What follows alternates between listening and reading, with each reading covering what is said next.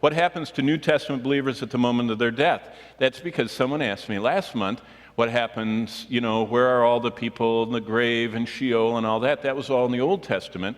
And so some of them felt that they were still there and they wanted to know where they go. And so we'll show in the scriptures where we go. What happens to New Testament believers at the moment of their death? All believers go instantly into Christ's presence.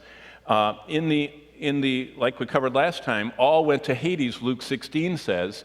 And remember, Abraham was there and all of that. All the Old Testament believers were in Hades, but it had a happy and an unhappy side. And Luke 16 talks about that. Jesus said to the thief on the cross, today, as he was hanging on the cross, today you'll be with me where?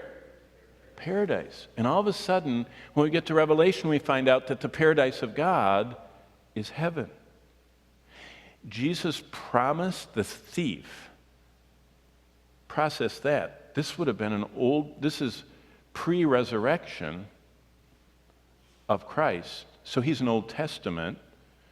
I mean, it depends on where you put the mark, but he's an Old Testament-ish type believer. He promised him instantly in heaven today. That's really interesting. So how did all these people get with him, the thief, to heaven? Well, Ephesians 4:8 says something that Jesus did on the cross is he led captivity captive. And many Bible scholars believe that that means that he emptied the happy side of Hades. Because it says in the last verse of Hebrews 11 that they without us should not be perfected. The Old Testament saints weren't allowed to be perfected and brought in the presence of God without the finished work of Christ on the cross.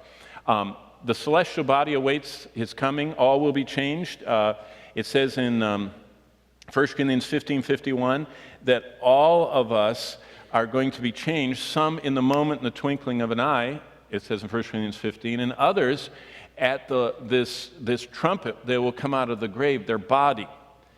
But they are absent from the body, present with the Lord. Now, Paul talks in 2 Corinthians 5:1-3, before he makes this statement, which is the answer, all believers go instantly into Christ's presence because we're absent from the body and present with the Lord, just like the thief on the cross was.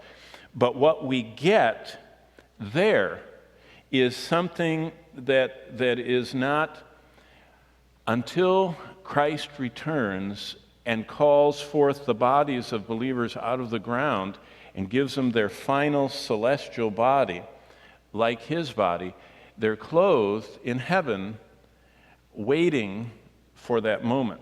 And the dead in Christ will rise first. So the only question is what kind of a body the people in heaven have. When you look at the souls in Revelation 5 that are under the altar, they're souls. These are tribulation saints. It doesn't say, now we don't want to read too much into it, but it appears that they don't yet have fully what the Lord is offering them. But us, the 24 elders, represent all believers around the throne, and they're fully with a body, fully wearing a robe, and fully operative, worshiping. And how they got there is, Revelation 4 represents the believers that are after the church, after Christ returns. So just taking this series of verses, the key one is this one, 2 Corinthians 5:6-8. All believers, since Christ's work on the cross, from then onward, all believers go instantly.